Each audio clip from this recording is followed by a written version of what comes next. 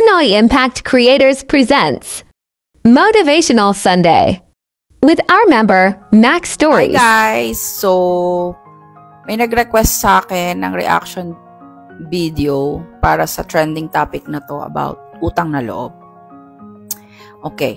So, si Danny Barreto last week, nag-trending siya because of this statement. I think during the podcast, dun sa isang content creator. Okay, basahin natin. Sa left, sabi niya, hindi ka pwedeng magkaroon ng utang na loob sa bagay na dapat nilang ginawa para sa'yo.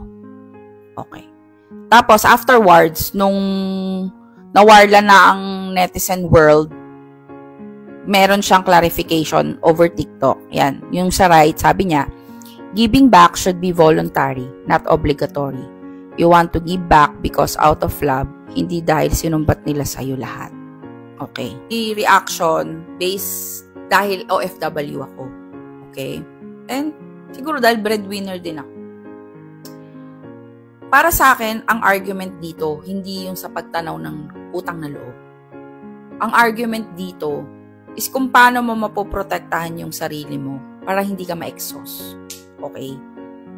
Kasi nga, parang dun sa top, sa discussion nila, yung parang laging hingi ng hingi, kung paano mo mabibigyan ng boundary. So, tingin ko yun.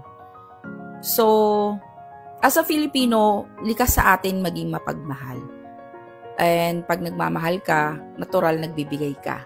Nagbibigay ka, may it be monetary, may it be service, or yung ibang anak, hindi na nag-asawa, lagi silang kasama ng magulang nila.